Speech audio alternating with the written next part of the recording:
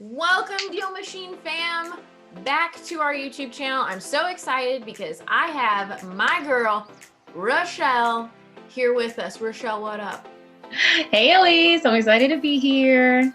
Now, for those of you who don't know Rachelle works with our enterprise members, and I'm going to let her talk about a little bit of what she does. And if you know Rachelle and you love her to pieces, make sure you drop a comment in there to show some love.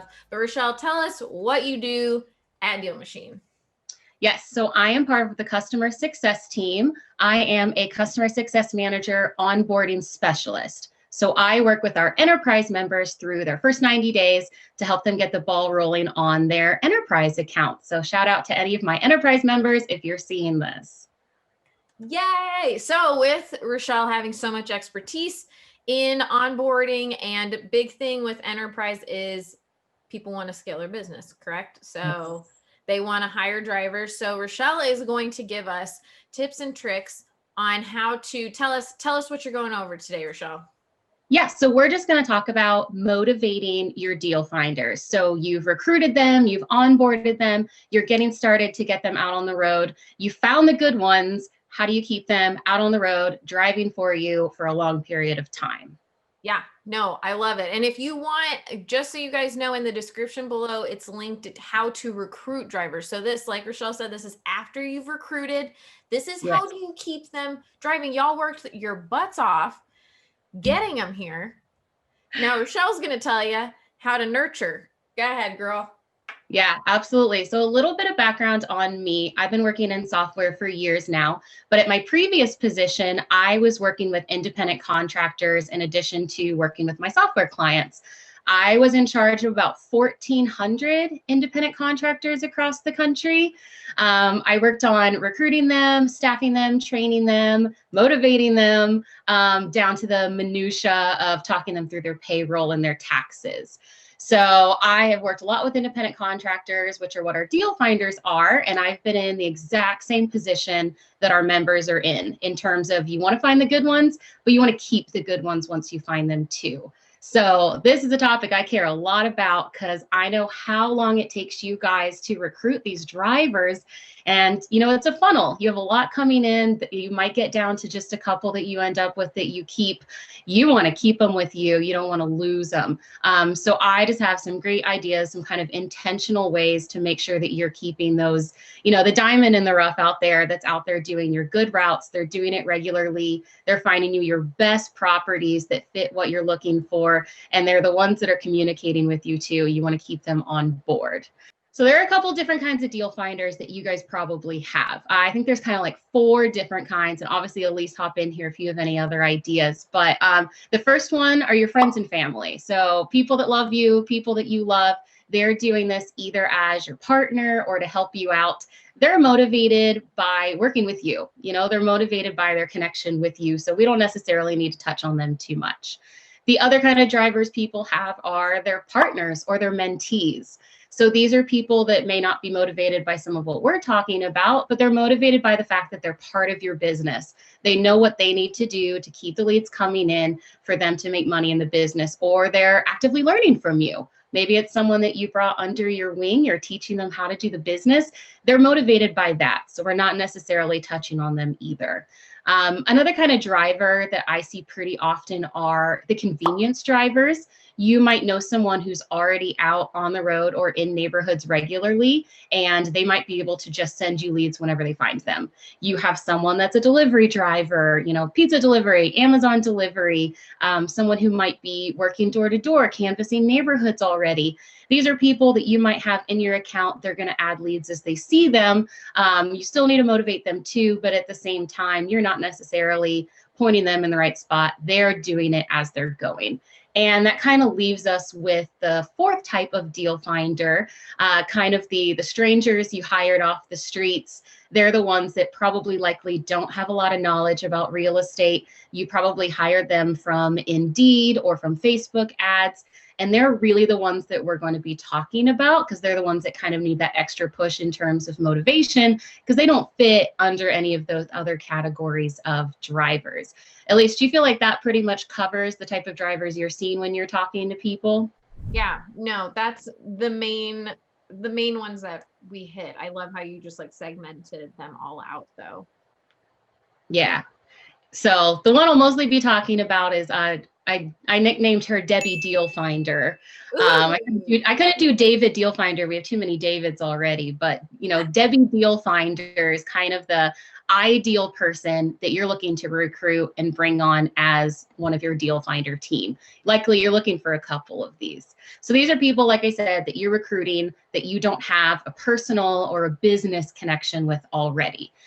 So to get an idea of these kinds of drivers, these are usually people who are looking for something that's going to fit in with the, you know, their life. They might have another job, or more likely, a lot of the people that we see start as drivers are gig workers. These are people that you're stealing them from Uber, you're stealing them from Instacart, you're stealing them from other jobs that involve driving, so that's something they're comfortable with, but you're giving them an opportunity to earn something more solid. They're not depending on tips.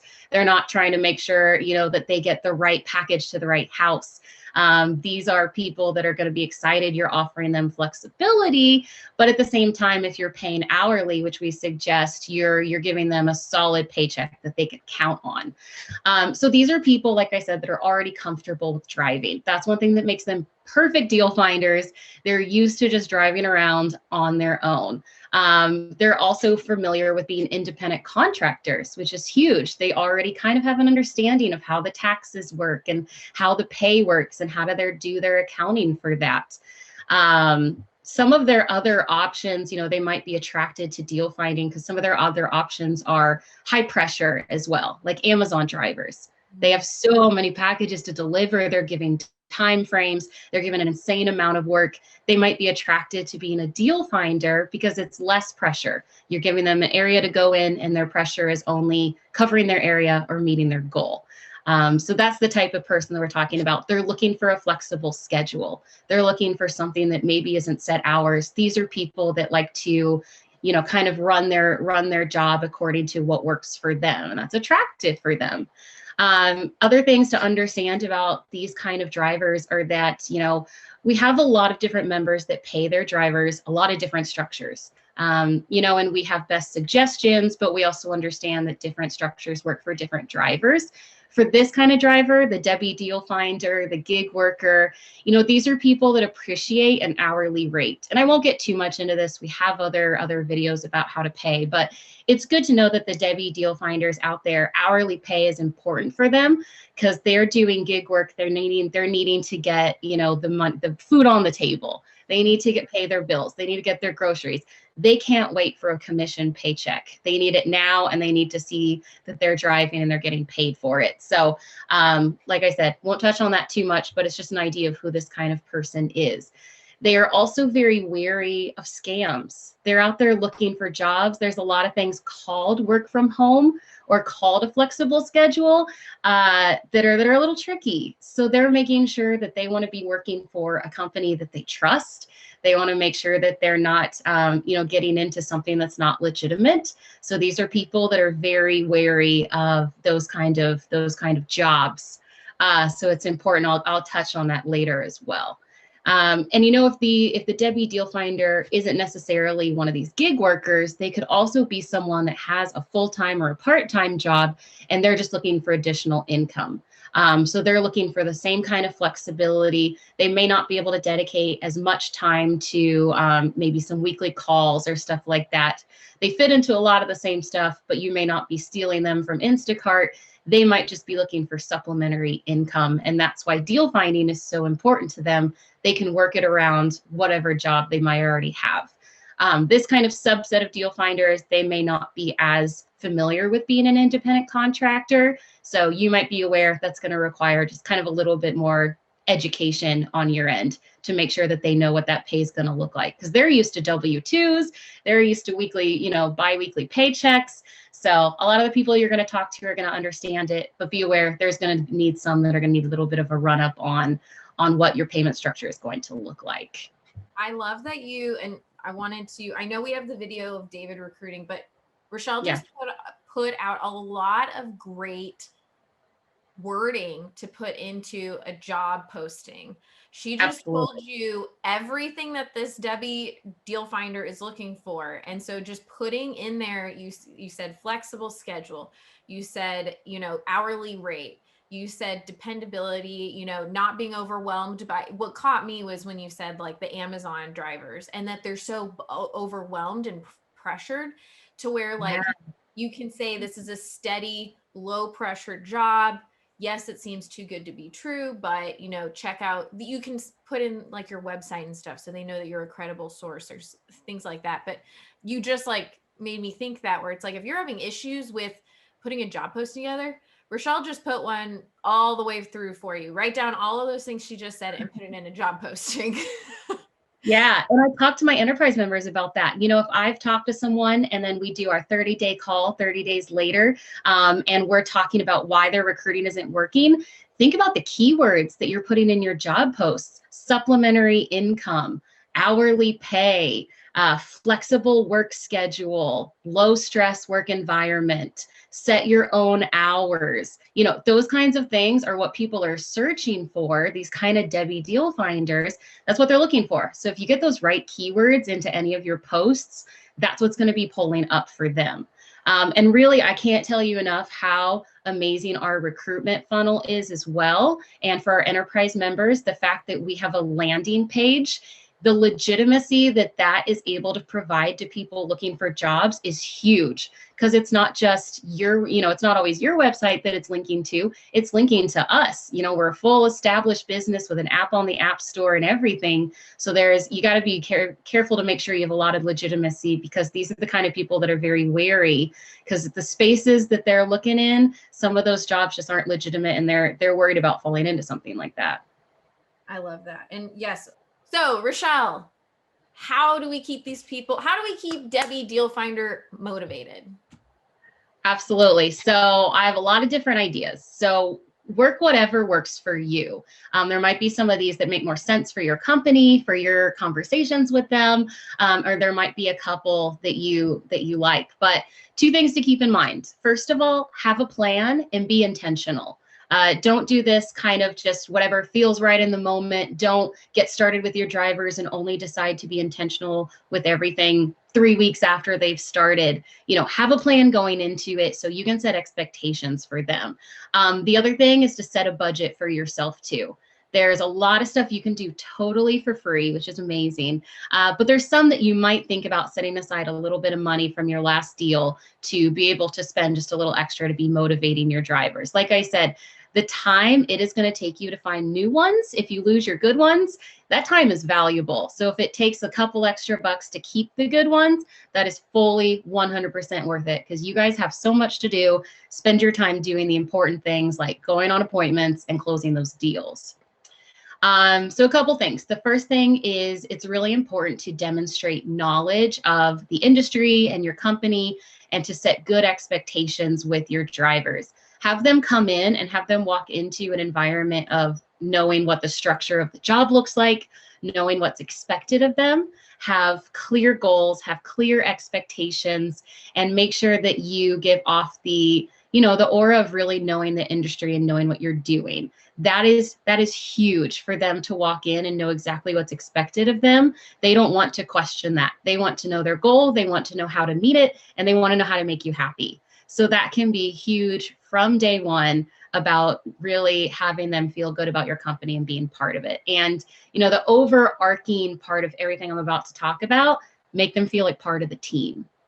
Number 2, and this really kind of goes on making them feel like part of the team, is communication.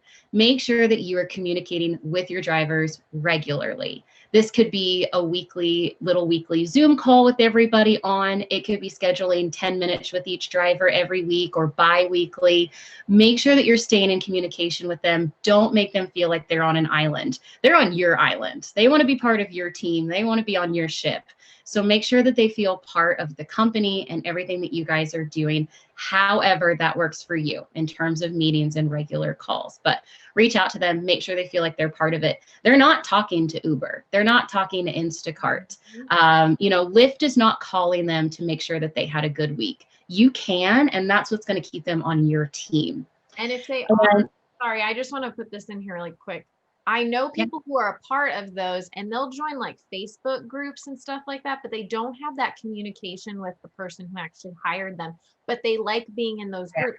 Make it a community like you were saying. And to also, Rachelle was talking about a weekly meeting. And if you want more structure with that of how those might look, I will put in the description and a card here to show you a video David did about his weekly Zoom meetings with his drivers. So you guys can see just an example of what Rachelle's talking about making them part of the team.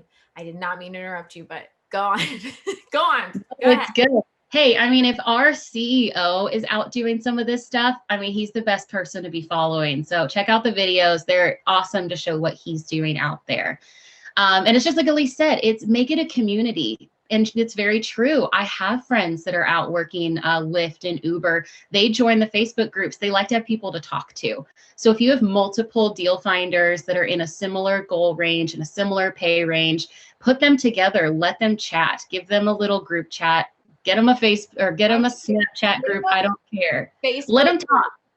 Do your own Facebook group. There's so many of our members that do that, and they show when someone gets a deal from something they added, and then that motivates others. Like, oh wow, I am working towards something bigger. Absolutely, yeah. Let them talk to each other, because you might have a situation where they're training each other. You might have a driver with a question. Why have them go to you and, spend your time having that talk with them, even though that might be valuable. But if it's just a little question, let one of your other drivers answer it. It really forms a community. There's a lot of people that stay in jobs because of the people they work with. So set those up however you see fit. So really the next big thing, my number 3, this should be my number 1, is form personal connections with them. Write down their birthdays. Put them on your Christmas card list. Check in with them for personal reasons. Make sure that they are doing good. These are humans that are out there on the road driving for you, that have their own lives, their own struggles, their own dreams. Make sure that that's the type of connection that you're having with them, because that's what's going to keep them around. Uber doesn't care about them. Amazon doesn't care about them. You do. So make sure they feel that, and that's what's going to keep them around with you. And there's a certain amount of flexibility to allow. You want them to stick to their goals. You want them to keep up their hours, but you need to also work with them. If they have a family emergency, if they have something pop up, have a personal conversation with them about getting through that. Allow them some flexibility. They're driving generally because it is flexible. So make sure that you have those personal connections with them. Be a human with them. Show them that you're a human, and that's really going to go a long way. And even something as simple, number 4, is some simple rewards. Send them some swag. Get them a t-shirt, get them a hat, send them a little branded cup for Christmas. Those things are huge to make them feel like part of the team. It's not that hard to get your logo on a hat and to send it over to them. So little things like that. Send them a Starbucks gift card if they had a great week. Send them a gas card if they express, any trouble getting around. Send little tiny rewards, just random, just to let them know you're thinking about them and you care, and that they're part of the team. Bonus structures are huge too. And we don't need to get too far into this. We have other videos talking about how to pay your drivers, but consider a bonus structure if it's in your budget.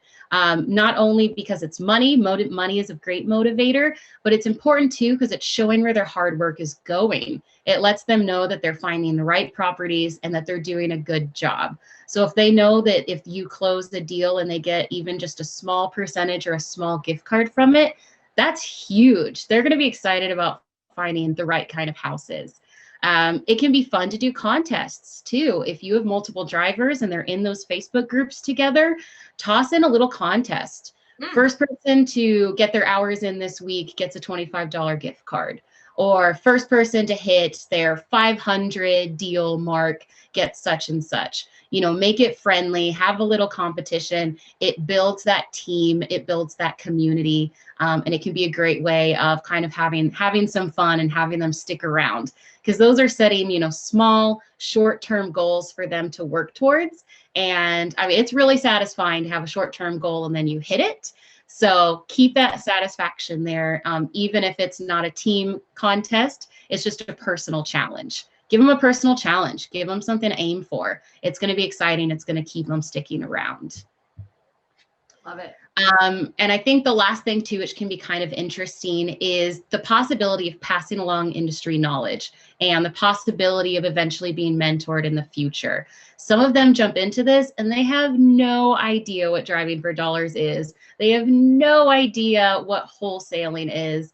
You know, we've all seen HGTV, we see the house flips. A lot of them think that that's everything you do, but it's not. So the idea of them sticking around because they're learning, because they're excited to hear what you're doing, and they're thinking, hey, this is something I can do someday too, that is a huge motivation for drivers to stick around. Show them what you do on a daily basis, you know, pull them into some of that if they're interested. It's a cool learning experience for them to find out about, you know, opportunities that might be out there someday in their future too. Oh my gosh, I love it.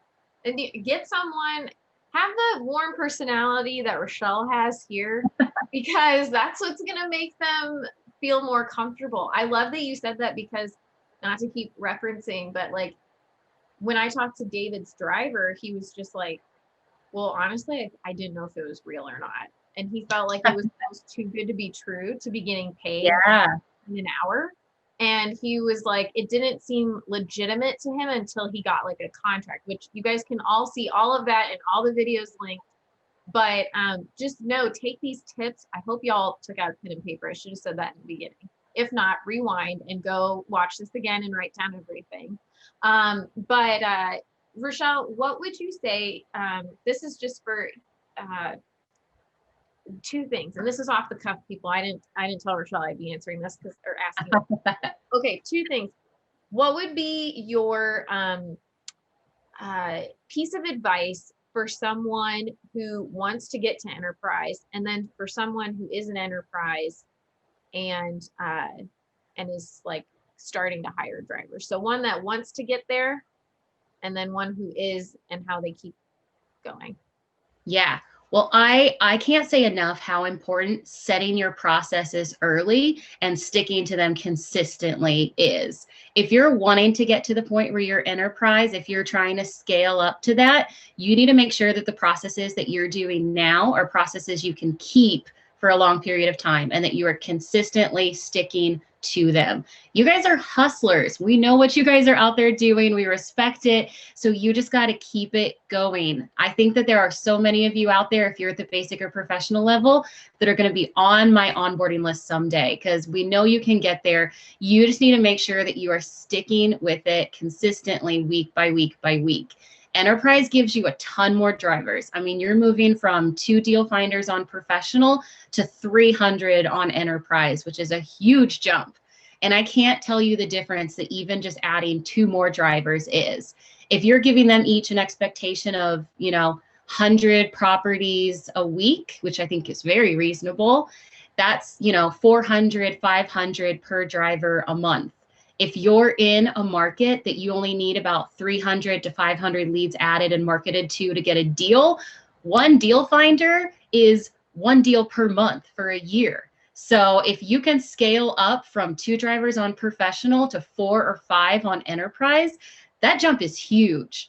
So keep it your processes, stay consistent, and think about how you can hire some people to get out on the road and let you spend your hours doing all of the other stuff, the talking to people, the closing the deals, the doing appointments. So yeah, just keep at it, guys. I'll be talking to you before you know it. And what was your second question? Well, actually, this goes into, I'm changing this question, or I'm not even changing this question. It's going to be a statement. Tell people when they sign up for enterprise and they get this onboarding from you, what do they need to expect? What value do you bring to them? You can expect to have someone that's going to be by your side through this whole process. So when you come on with us, and this is what I tell my clients all the time, I am your cheerleader, I am your advocate, and I am your accountability partner. So I'm checking in with you every month to make sure that you're doing what you need to do, which is what some people need to make sure that they've got, what they promised they were going to do, they end up doing. I'm your cheerleader. I'm letting you know that we believe in you. We have a whole company of people that believe in you, and you get to hear that every time that we talk. But I'm an advocate for you too. So I am a direct line that you can tell me feature requests that you're looking for, any issues that you've ran into, anything that you're wanting us to put attention towards. I'm your direct line to our development team, our content team, our training team, and you can get that information right up the channels that you need to, just because you have me by your side, myself and everyone else on onboarding on your side through the whole process. I love it. Thank you so much. This is not the last time everyone is going to be seeing Rachelle, but thank you so much for sharing your knowledge and your expertise in this. Yeah, thanks, Elise. I know how much hard work everyone's putting in. If there are a couple small, sometimes free, intentional things that you can do to keep those good drivers and keep those leads coming in and keep those deals coming in, I think that can be so important to scaling and, ultimately to success. And your guys' success is our success. I want to celebrate with you. Elise wants to celebrate with you. So, just keep it up, focus on this kind of stuff, and you're going to get to wherever you're trying to get to. Awesome. Thanks, guys. Don't forget to like and subscribe to this video and our channel. Oh, and also turn on the notifications. But have a great day, everyone. Thanks.